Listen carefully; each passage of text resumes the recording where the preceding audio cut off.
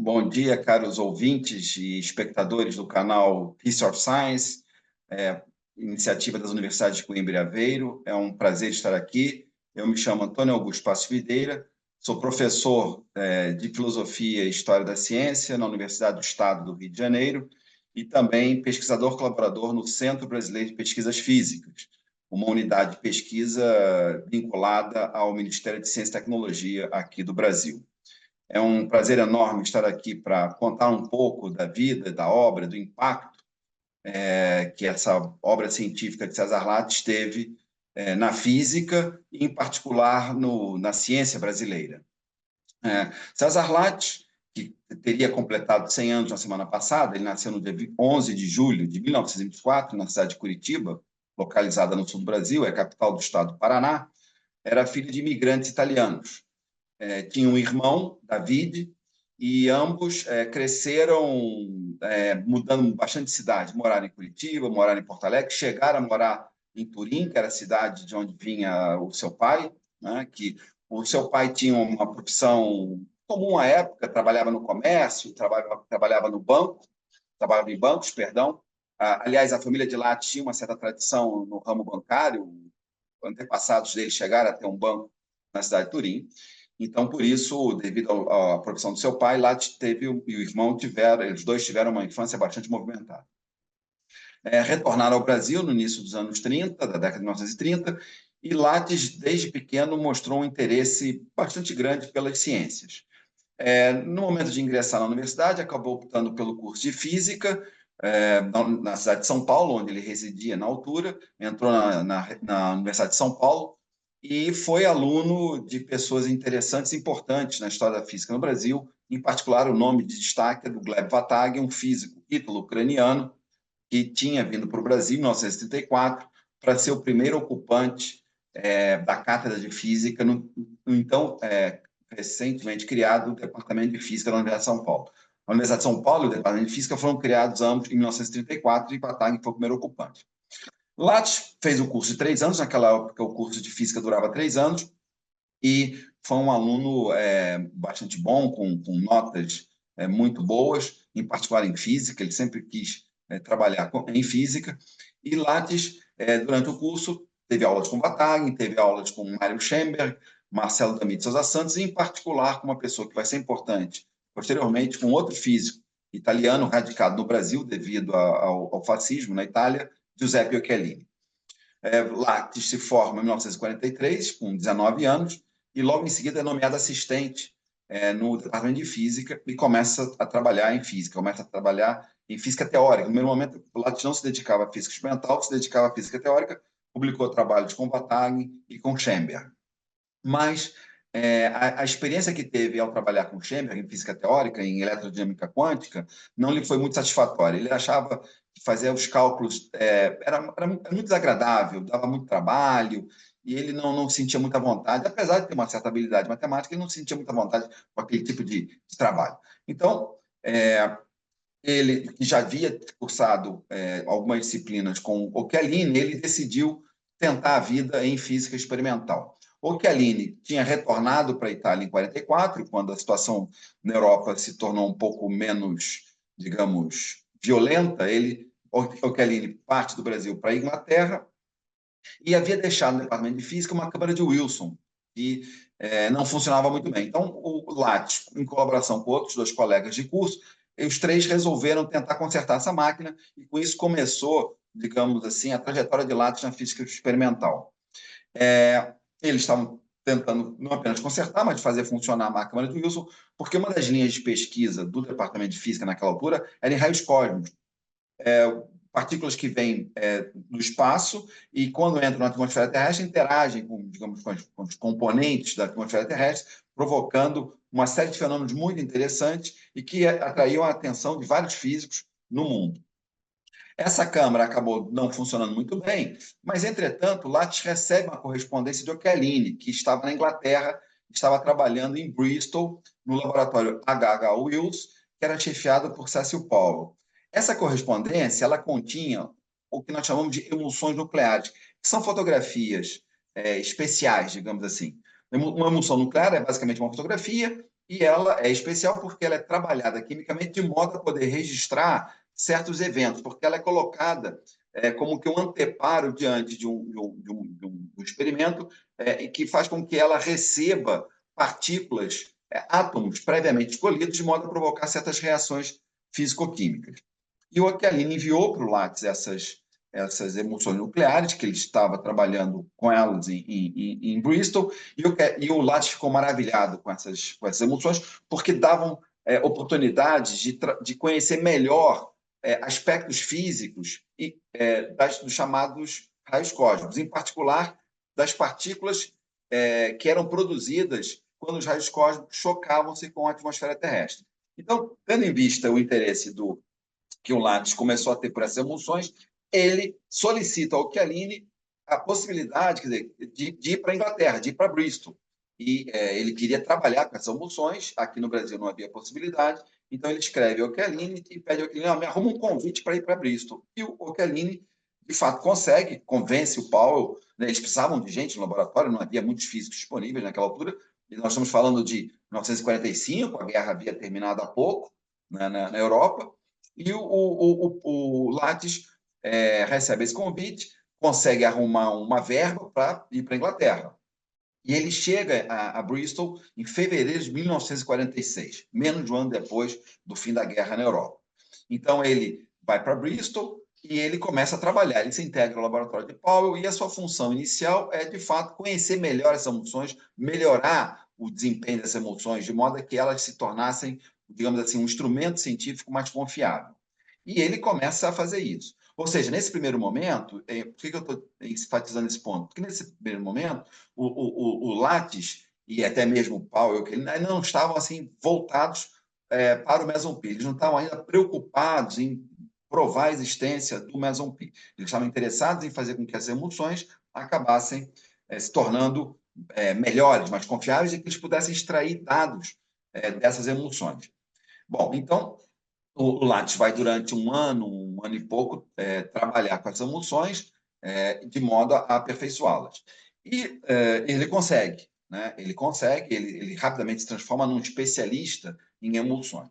Em determinado momento, eles resolvem expor essas emulsões em altitudes, em montanhas altas. Por quê? Porque à medida que nós subimos, nós alcançamos altitudes mais elevadas, a capacidade de obter eventos torna-se diferente. Por quê? Porque há menos choques dos raios cósmicos com os elementos da atmosfera, ou seja, digamos assim, mais raios cósmicos originais são capazes de serem capturados por essas emulsões. Então, o Chialini, no início de 1947, na altura da primavera, ele vai passar uma temporada de férias no Pico de Midi, na França, nos Pirineus franceses, e leva algumas emulsões preparadas especialmente. Qual foi a diferença? Essas emulsões tinham sido tratadas com bórax, que é um derivado do boro, um elemento químico, e essas emulsões, por que elas eram especiais?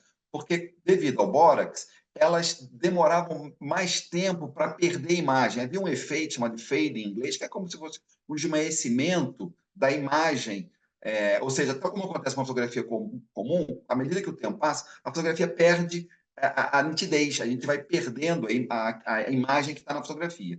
E essa emulsão tratada com bórax permitia fazer com que a imagem permanecesse mais tempo, durasse mais tempo. Então, ele leva essas imagens lá para os Pirineus, e na volta, ao serem reveladas, essas imagens mostraram a presença de alguns poucos mesons pi, alguns pions. É um outro nome para meson pi. E isso despertou o interesse, claro, porque dos físicos, na medida em que o pion já era uma partícula que vinha sendo procurada praticamente logo depois da sua proposta. O pion havia sido proposto por um físico japonês, o Hideki Yukawa, em 1934, para explicar a coesão do núcleo atômico. Né? O núcleo atômico é composto de partículas negativas, partículas positivas, então, devido à força elétrica, devia haver uma repulsão natural, né, no núcleo atômico, o que geraria uma seguinte situação: o núcleo atômico não deveria ser estável. Bom, mas ele é estável, a matéria comum é estável. Bom, então, como explicar esse fato, essa estabilidade? o Yukawa propôs a existência do pion, e durante muitos anos, uma década aproximadamente, os físicos procuraram a existência dos pions, né? Através de raios cósmicos, procuraram provar a existência dos pions. E algumas tentativas foram feitas, partículas foram descobertas, em particular o mesotron, né? Isso logo ainda nos anos 30, mas o mesotron se mostrou não ser o tal pion, havia uma diferença na massa, no pico de medir, as chapas que o Lockerbie levou mostraram a presença de poucos pions, né? Precisava de mais eventos para que, de fato, se confirmasse a existência dos pions. Bom, então o que o Lattes fez? O Lattes ele resolve ir para uma montanha ainda mais alta. Ele vai ao departamento de geografia da Universidade de Bristol e lá ele percebe, ele verifica que há uma montanha muito alta na Bolívia. É um país aqui da América do Sul, né, na fronteira com o Brasil, e ele pergunta ao Paulo se ele pode ir para a Bolívia. Né? E ele recebe o assentimento do Paulo, o Paulo concorda com essa proposta, e ele organiza a viagem dele para ir para Chacaltaya. Então, ele primeiro passa pelo Brasil, né, e daqui ele segue para Chacaltaya, onde ele vai expor Chacaltaya, o Monte Chacaltaya é uma montanha com 5.200 metros, fica nos Andes, né, e ele leva as chapas imagina, apesar de Chacaltaya ser muito perto de La Paz, né, e essa foi uma das razões pelas quais ele decidiu ir para lá, Chacaltaya fica a cerca de 20, 30 minutos de carro de La Paz. Então, o acesso era fácil, né?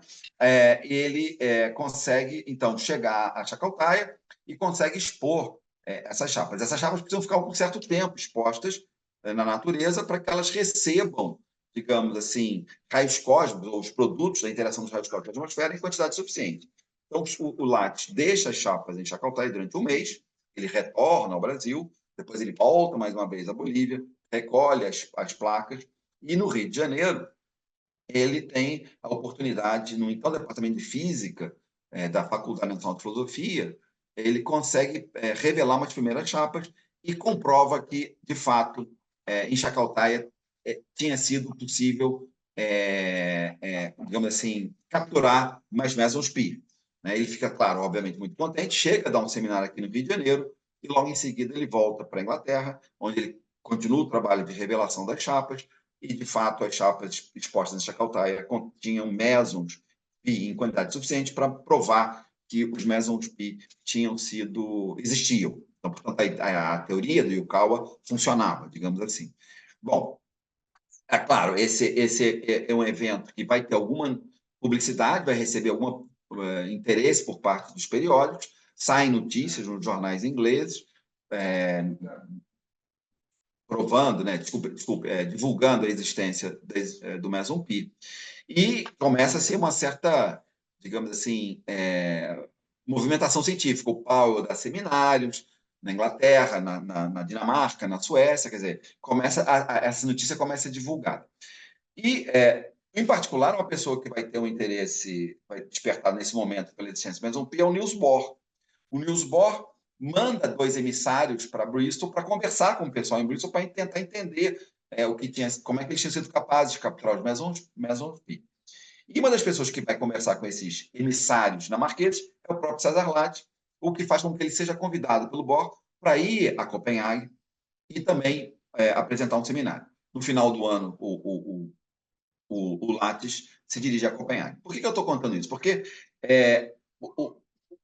a gente vê aí nesse evento, que eu já vou dizer qual, a sagacidade do Lattes, quer dizer, o fato de que ele era uma pessoa que tinha uma percepção de como é que a física estava começando a ser feita. Né? Por quê? Na conversa com o Bohr, logo após o seminário em Copenhague, o Lattes diz assim para o Bohr: eu estou procurando ir para Berkeley, nos Estados Unidos. Aí o Bohr se espanta um pouco com essa informação que o Lattes lhe dá, e pergunta: agora você vai para Berkeley nesse momento, no melhor da festa? Quer dizer, claro, a existência do Meson Pi era um feito muito importante, era uma novidade muito interessante para os físicos, e o Bohr pensou que o Lattes quisesse, de uma certa maneira, continuar a fazer publicidade, como que angariando um certo conhecimento para si próprio em torno dessa descoberta. E o Lattes, não, eu estou indo para Berkeley. Por que Berkeley? Porque em Berkeley já estava funcionando, há cerca de 2 anos, uma máquina, um acelerador de partículas, que tinha sido especialmente construído para provar a existência de mesons pi. O chefe de laboratório era o Ernest Lawrence, um físico bastante conhecido, já detentor do prêmio Nobel, e o Lattes queria ir para Berkeley para provar uma vez mais a existência de meson pi. A máquina estava funcionando, o acelerador funcionava, mas os físicos norte-americanos ainda não tinham noticiado a presença do meson pi. Então, Lattes, bom, eu vou lá, vou ver o que posso fazer. Isso vai ser muito importante na sequência. Então, o Lattes consegue ir para Berkeley. Naquela altura não era fácil ir para Berkeley, porque Berkeley tinha sido um laboratório utilizado no projeto Los Alamos, então era um lugar, digamos, onde havia um certo problema de segurança, não era a entrada no laboratório não era uma entrada fácil, tinha que ter uma permissão especial, né? E ele consegue, o Vatagin entra em contato com o Lawrence, explica que por que o Lattes quer ir para lá. O Lattes, aliás, já era conhecido um pouco do pessoal de Berkeley, né? Porque também trabalhava com emulsões. Bom, então, em resumo, o Lattes, no início de 48, vai para Berkeley para tentar ver o que se passava com aquela máquina, de uma vez que ela, que tinha sido construída para provar a existência de mesons pi, não tinha conseguido detectar os mesons pi até então. Chegando lá, rapidamente ele faz algumas modificações no desenho de experiência e aumenta o tempo de exposição das chapas. 10 dias depois da sua chegada, em torno disso, ele, ao revelar as chapas, ele e a pessoa com quem ele trabalhava diretamente, que era um físico norte-americano chamado Eugene Gardner, Lattes e Gardner provam que, de fato, a máquina vinha produzindo mesons pi em muitas quantidades. Ou seja, mais uma vez, a existência do meson pi tinha sido comprovada. E aí, a partir desse momento, o Lawrence, que tinha um perfil, um feitio diferente do Powell, o Powell era pacifista, era uma pessoa mais tranquila, digamos assim. O Lawrence não, o Lawrence era um homem que queria construir máquinas ainda mais potentes do que aquela que ele tinha em Berkeley. O Lawrence vai fazer um verdadeiro estardalhaço na imprensa, né? Vai divulgar notícia por vários jornais. Tanto é assim que o Lattes ele se referia a esse momento dizendo o seguinte: foi um verdadeiro carnaval. Quer dizer, o que o Lawrence fez foi promover um carnaval, uma festa grandiosa e barulhenta e ruidosa, digamos assim. E o próprio Lattes também vai, mais uma vez, fazer inúmeros seminários, muitas notícias vão ser publicadas nos jornais, né?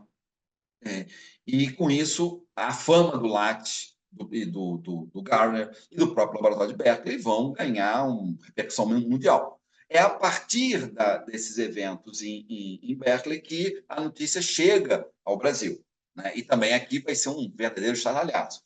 Os periódicos brasileiros, os jornais brasileiros, vão noticiar a descoberta do Lattes e vão, inclusive, nomeá-lo o nosso herói nuclear. Claro, porque tudo isso vai ganhar, naquela altura, se tratava de física nuclear, ainda não havia física de partículas elementares. Aliás, há historiadores da ciência que dizem que a física de partículas elementares, hoje em dia chamada de física das altas energias, vai começar a existir a partir desse evento, que é a comprovação da existência do meson pi em Berkeley. Né?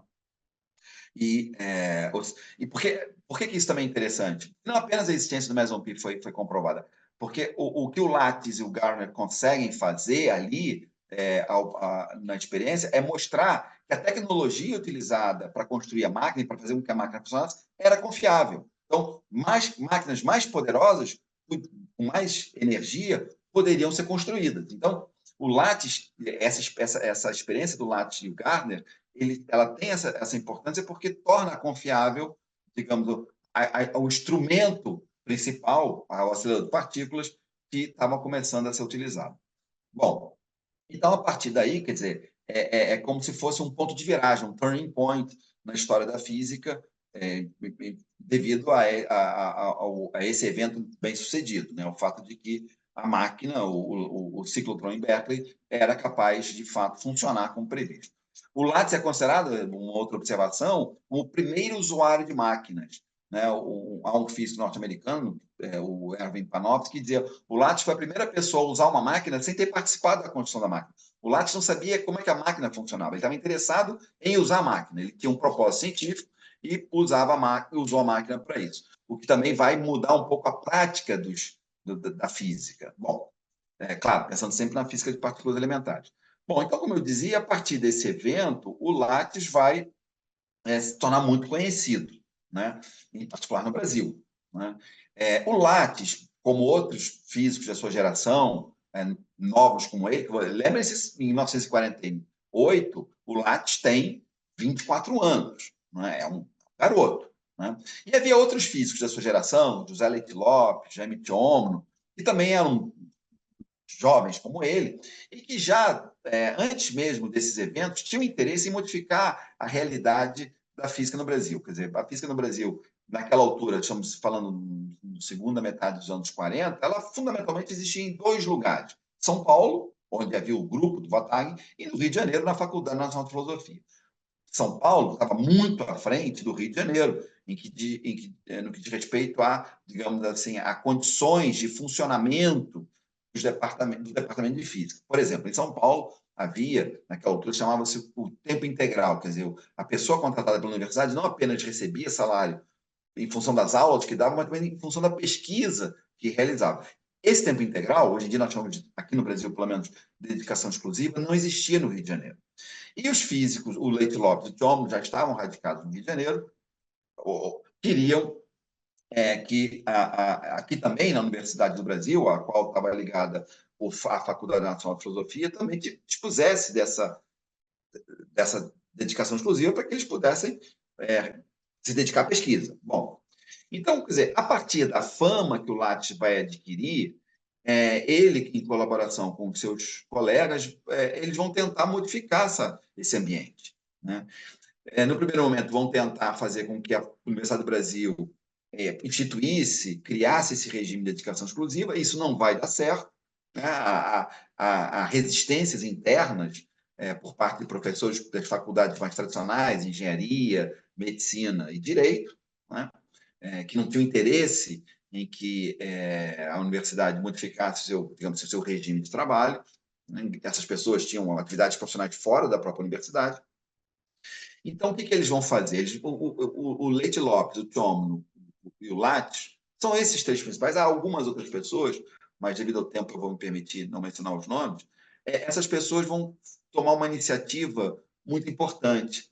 Elas vão entrar em contato com pessoas da sociedade brasileira daquela altura, de modo a conseguir obter apoio. Para quê? Para criar um centro de pesquisas em física fora da universidade, né? Em 1949, finais de 48, início de 49, esses jovens vão conhecer uma pessoa que era muito importante na política brasileira, o João Alberto Lins de Barros, que tinha sido uma personagem muito importante na política brasileira, era das pessoas próximas ao Getúlio Vargas, que foi presidente do Brasil de 1930 a 1945.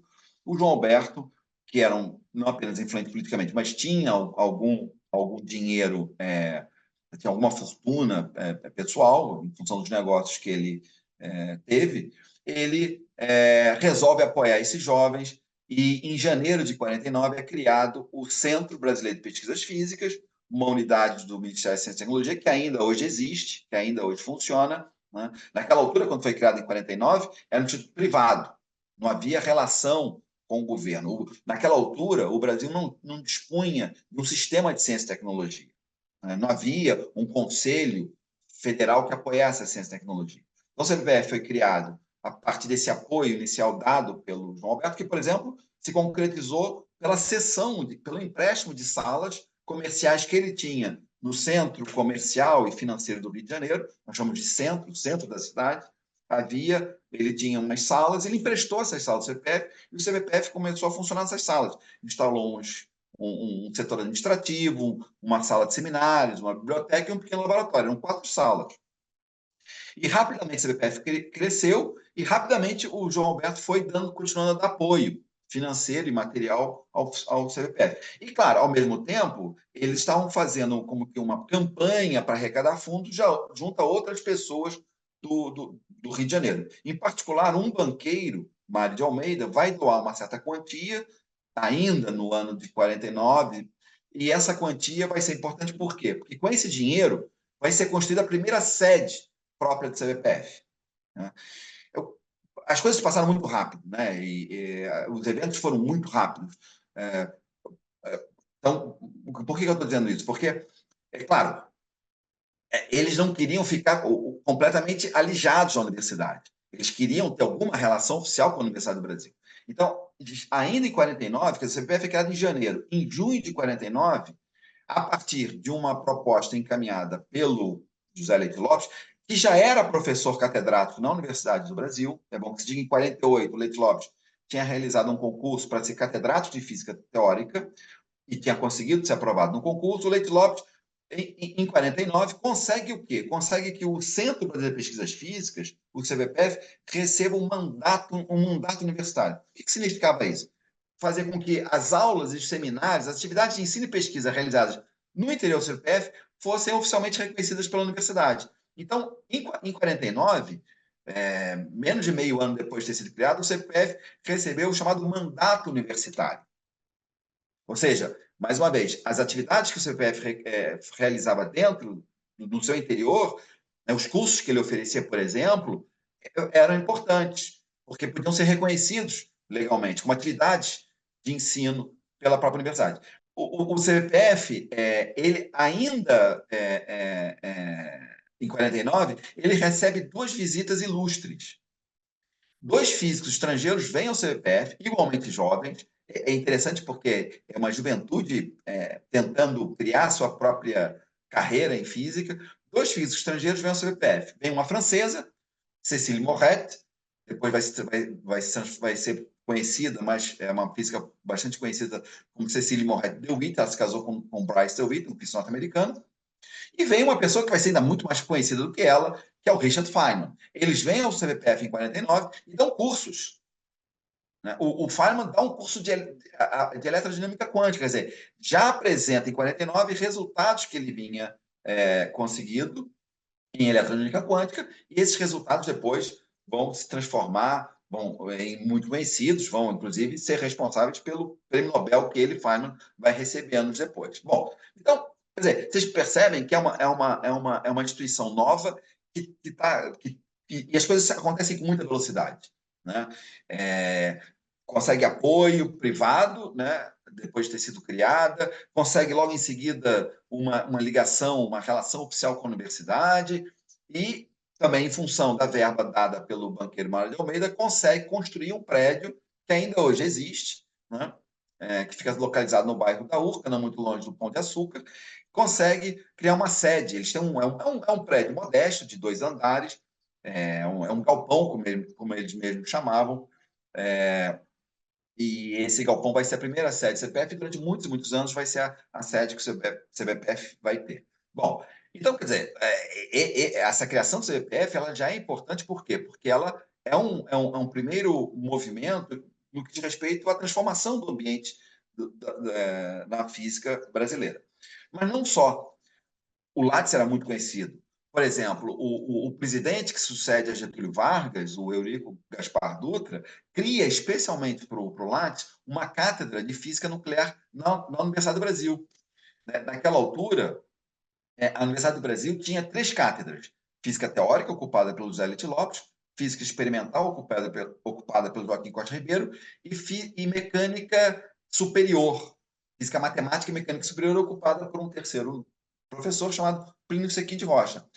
O Gaspar Dutra cria uma 4ª cátedra de física nuclear para o Lattes. Então, quer dizer, há um interesse muito grande de fazer com que a ciência se transforme. É claro que não apenas esse interesse não pode ser explicado apenas pelo interesse intrínseco na ciência, na chamada ciência pura. Não podemos esquecer que um dos eventos importantes da Segunda Guerra Mundial foi o lançamento das 2 bombas atômicas sobre Nagasaki e Hiroshima, ou seja, a energia nuclear passou a ser uma prioridade para muitos países. Ou seja, a guerra, a Segunda Guerra Mundial foi ganha, em grande parte, por, digamos, avanços tecnológicos que, de alguma maneira, decorreram na ciência. As bombas atômicas, o radar.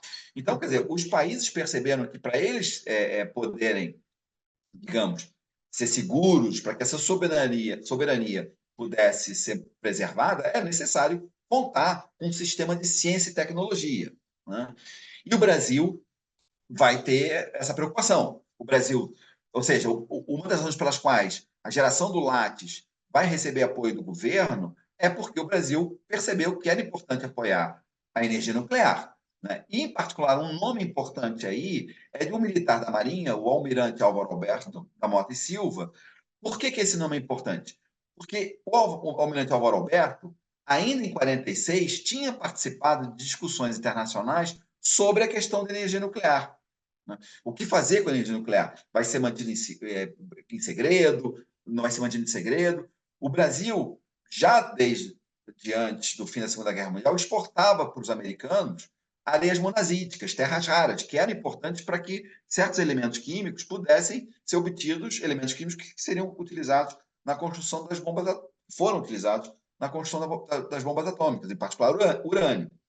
Bom, então vocês veem que são vários fatos, são vários elementos que fazem com que essa história fique ainda mais interessante e mais rica, porque há um interesse científico intrínseco, a necessidade de provar a existência do meson pi, que, em última instância, explicaria a coesão do núcleo atômico, mas também há um interesse político-militar. Né? E, no caso brasileiro, esses dois interesses vão confluir, eles vão se reunir, eles vão se juntar. E o CBPF, de uma certa maneira, é resultado, a sua existência pode ser explicada pela necessidade de juntar esses dois interesses, um mais interno à ciência e outro mais externo. Tanto é assim que o CBPF, que, como eu disse, era uma instituição privada, quem é o primeiro presidente do CBPF? O João Alberto Lins Barros, que tinha dado apoio financeiro para sua criação. Quem era o vice-presidente? O almirante Álvaro Alberto, que era uma pessoa, uma personalidade política e diplomática que tinha participado de negociações com os americanos para tentar estabelecer uma troca justa. Ele tentou estabelecer a política das compensações específicas, ou seja, o Brasil continuava a exportar areia monazítica para os Estados Unidos, em troca os americanos iriam fornecer conhecimentos justamente em energia nuclear, em energia atômica. Isso acabou não dando certo, os americanos se recusaram a adotar essa política das compensações específicas. Bom, então vocês veem que o CBPF é criado dentro de um ambiente onde ciência e política estão juntas. Né? Bom, durante os primeiros anos de existência do CBPF, vai ser assim que as coisas vão funcionar. Mas a história não termina aí. Como eu disse há pouco, o Brasil não tinha um sistema governamental, estatal, de apoio à ciência e tecnologia. E percebe-se rapidamente que é preciso. Por quê? Uma das razões que levou a percepção, que foram importantes para explicar por que era importante que o governo apoiasse a ciência e tecnologia, é que o Brasil formava poucos físicos, formava poucos engenheiros, formava poucos matemáticos, químicos, etc. Quer dizer, o Brasil precisava acelerar a formação de recursos humanos, capazes, em particular, de trabalhar em energia nuclear, em energia atômica. Então, no final do governo Gaspar Dutra, no ano de 1950, cria-se, promulgada uma lei que vai entrar em vigor a partir de 51, né, que é criando um Conselho Nacional de Pesquisas. Quer dizer, o governo brasileiro passa a ter um organismo, né, seu, digamos assim, que vai apoiar a ciência e tecnologia, em particular a formação de recursos humanos. Hoje em dia nós chamamos de CNPq, que é o Conselho Nacional de Desenvolvimento Científico e Tecnológico. O CNPq vai ser criado em 51. Quem é o seu primeiro presidente? O almirante Álvaro Alberto. Ou seja, então vocês veem que a tal junção a qual me referia agora há pouco continua a funcionar. Né? O almirante Álvaro Alberto não era apenas oficial da Marinha, ele também era professor de Química, ele tinha sido professor de Química da Escola Naval, ele era um químico, ele era membro da Academia Brasileira de Ciências. Então, o Álvaro Alberto tinha qualidades interessantes e importantes naquele momento. Oficial da Marinha, professor de Química, químico, dono de indústria química, tinha participado de negociações, então, ou seja, tudo isso, infelizmente, não dá para ser muito detalhado, mas é uma história que é muito rica. Né? Bom, ou seja, é um momento em que, de fato, na ciência brasileira, vai haver uma transformação muito grande, porque o tal ambiente que até então era considerado precário, frágil, insuficiente, começa a mudar, né? E nós vamos ter aí o CBPF e o CNPq como dois elementos, duas estruturas, digamos assim, absolutamente essenciais para que essas transformações ocorram, né? Porque o CBPF ele vai ser um local onde nós vamos ter físicos muito bem formados, com ligações com o exterior. É bom que se diga que Leite Lopes e Tchomno tinham obtido seus doutorados em Princeton, nos Estados Unidos, tinham se saído muito bem, né? Inclusive, os três, Lattes, Leite Lopes e Tchomno, tinham recebido convites para permanecer nos Estados Unidos, né, para continuar suas carreiras lá, e eles resolveram voltar para o Brasil justamente para modificar esse ambiente. Eles queriam fazer física aqui, eles queriam fazer com que a física fosse uma realidade no Brasil e que pudesse contribuir para a transformação do país como um todo. Né? Eles não estavam apenas preocupados com energia atômica ou energia nuclear, estavam preocupados com o desenvolvimento do país como um todo. Eles queriam mudar a realidade social, econômica do país. Né? Então, são iniciativas muito interessantes, muito importantes, e que têm que ser vistas de uma forma reunida, para que a gente possa compreender e avaliar adequadamente a importância desses eventos. E, como eu disse, eu me permito a repetição, tudo muito rapidamente. Se nós pensarmos que Lattes vai em 46, fevereiro de 46, ele chega a Bristol, né, é um jovem que tinha se formado em 43, começado uma carreira científica. Em 51, a lei que cria o CNPq, o Conselho Nacional de Pesquisas, ela é assinada em 51. Ou seja, 5 anos depois, nós vamos ter uma transformação muito grande no Brasil. Nós vamos ter o governo relativamente consciente da importância da ciência, há um órgão oficial, há um órgão privado, que é o CBPF, onde se pode fazer física de qualidade, né? É um local que é conhecido internacionalmente, né? E, portanto, o Brasil começa a dar alguns passos na direção de transformar o cenário de ciência e tecnologia, em particular, aí a física vai ser um elemento muito importante. Então, em 51, nós temos funcionando o CBPF, e quem é o seu diretor científico? Porque a pessoa, dentro dessa estrutura administrativa que o CBPF teve no seu início, o diretor científico era a pessoa responsável pela ciência. Quem era o seu diretor científico? Era, obviamente, o César Lattes. Né? Então, aos 25 anos, o Lattes tem uma responsabilidade muito grande, né? Que é a de organizar cientificamente as atividades dessa instituição, que era uma novidade no Brasil. Né? Uma instituição privada dedicada ao ensino e à pesquisa no ramo da ciência, no caso, a física. Né? Se você gostou desse vídeo, dê um like, compartilhe. Aproveite para assinar o canal e ative as notificações.